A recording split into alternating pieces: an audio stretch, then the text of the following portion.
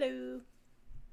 So I'm reading Sara Crew, or What Happened at Miss Minchin's by Frances Hodgson Burnett. Okay, here it is.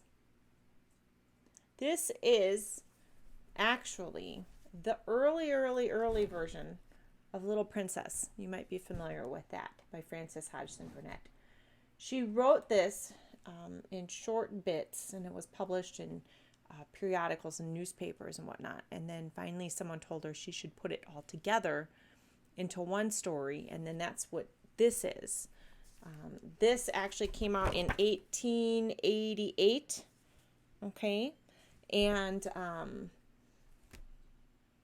after she had this out for a while, she fleshed it out into what we now know of as The Little Princess, which is the classic story by Frances Hodgson Burnett. So this is kind of not a prequel, but you'll see what I mean. It's a lot thinner, huh? than the original. Obviously not as fleshed out. All right, so Sara Crew, or What Happened at Miss Minchin's by Frances Hodgson Burnett. In the first place, Miss Minchin lived in London.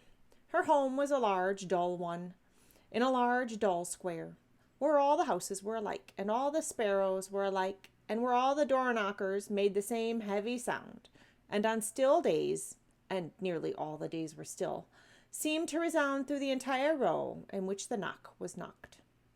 On Miss Minchin's door there was a brass plate.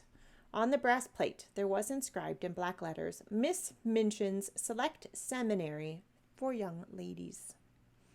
Little Sara Crew never went in or out of the house without reading that door plate and reflecting upon it. By the time she was 12, she had decided that all her trouble arose because, in the first place, she was not select, and, in the second, she was not a young lady. When she was 8 years old, she had been brought to Miss Minchin as a pupil and left with her.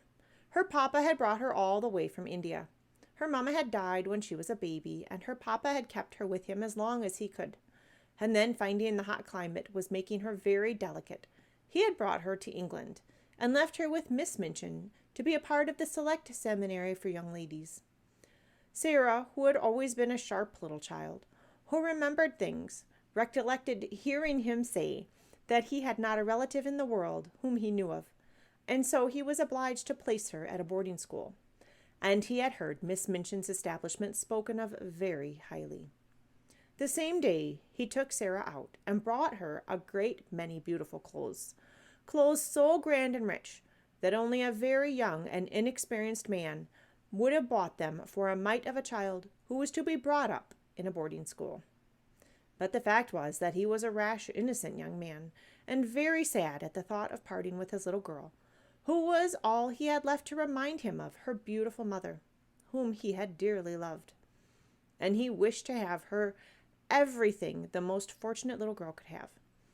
And so, when the polite saleswoman in the shop said, "Here is our very latest thing in hats and plumes, exactly the same as those we sold to Lady Diana Sinclair yesterday," he immediately bought what was offered to him and paid whatever they asked.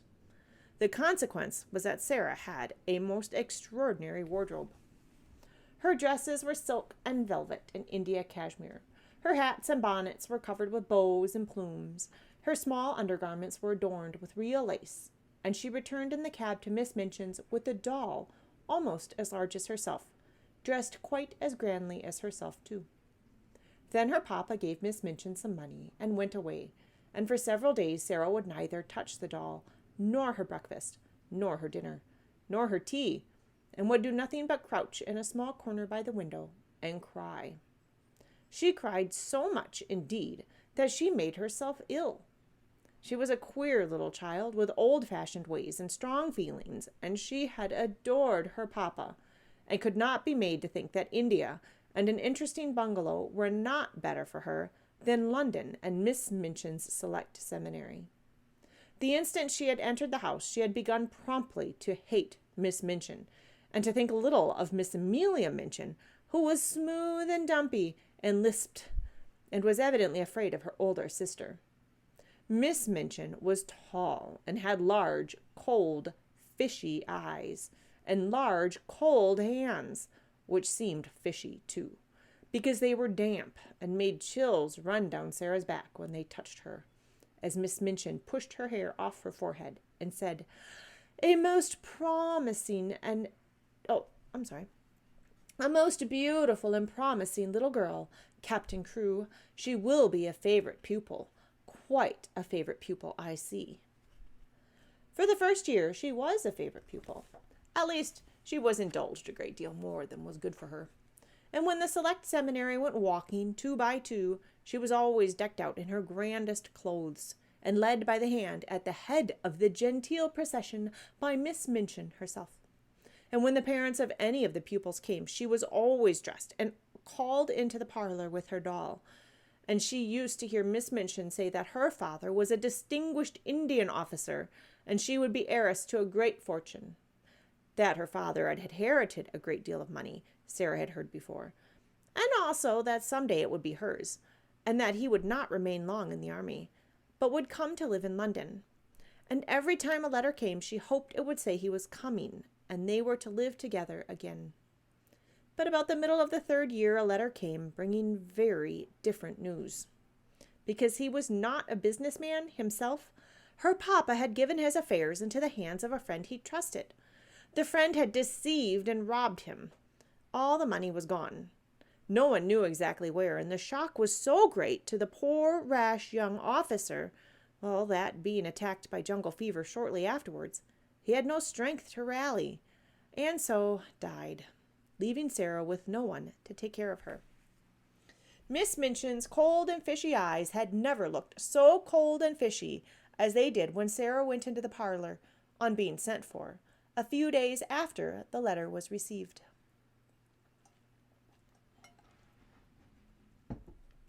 No one had said anything to the child about mourning, so in her old-fashioned way she had decided to find a black dress for herself, and had picked out a black velvet she had outgrown, and come into the room in it, looking the queerest little figure in the world, and a sad little figure too. The dress was too short and too tight, and her face was white. Her eyes had dark rings around them, and her doll, wrapped in a piece of old black cape, was held under her arm. She was not a pretty child. She was thin and had a weird, interesting little face, short black hair, and very large, green-gray eyes, fringed all around with heavy black lashes. "I'm the ugliest child in the school," she had said once, after staring at herself in the glass for some minutes.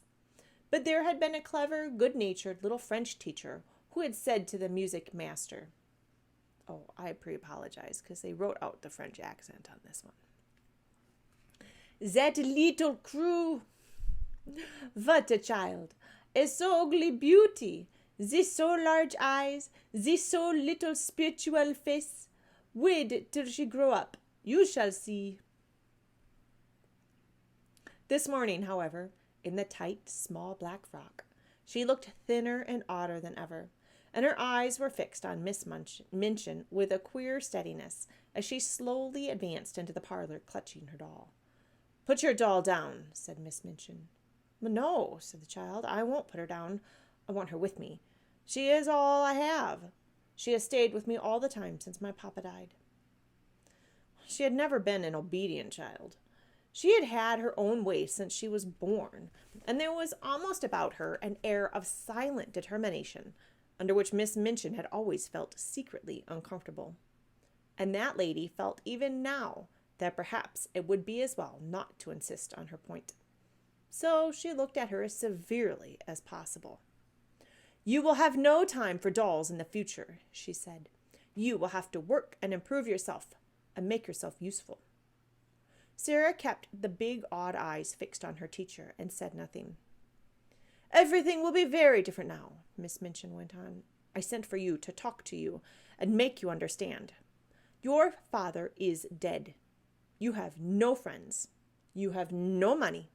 You have no home and no one to take care of you." The pale, olive little face twitched nervously, but the green-gray eyes did not move from Miss Minchin's, and still Sara said nothing. "What are you staring at?" demanded Miss Minchin sharply. "Are you so stupid you don't understand what I mean? I tell you that you are quite alone in the world, and have no one to do anything for you. unless I choose to keep you here." Well, the truth was, Miss Minchin was in her worst mood. To be suddenly deprived of a large sum of money yearly, and a show pupil, and to find herself with a little beggar on her hands was more than she could bear with any degree of calmness.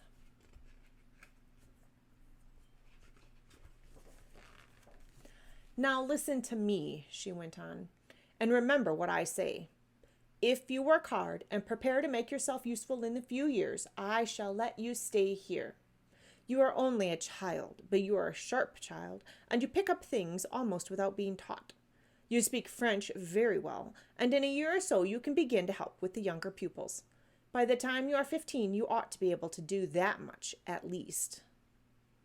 "I can speak French better than you now," said Sara. "I always spoke it with my papa in India," which was not at all polite, but was painfully true, because Miss Minchin could not speak French at all, and indeed was not in the least a clever person.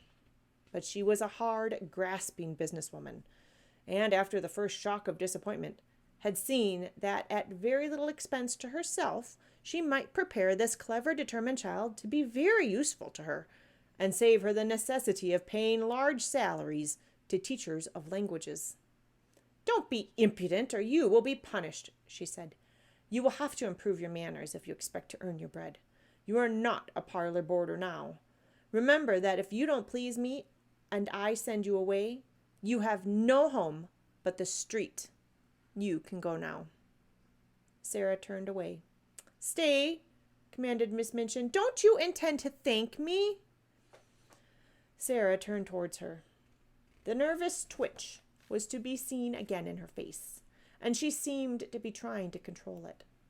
"What for?" she said. "For my kindness to you," replied Miss Minchin. "For my kindness in giving you a home." Sara went 2 or 3 steps nearer to her. Her thin little chest was heaving up and down, and she spoke in a strange, unchildish voice. "You are not kind," she said. "You are not kind." And she turned again and went out of the room, leaving Miss Minchin staring after her strange, small figure in stony anger.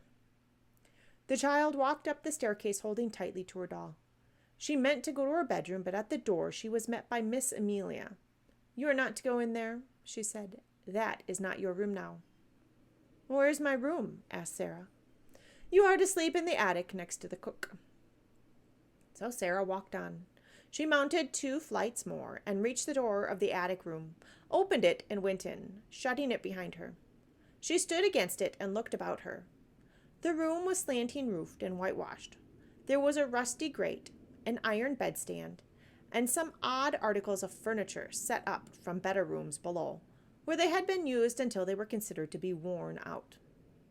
Under the skylight in the roof, which showed nothing but an oblong piece of dull gray sky, there was a battered old red footstool. Sara went to it and sat down. She was a queer child, as I have said before, and quite unlike other children. She seldom cried. She did not cry now.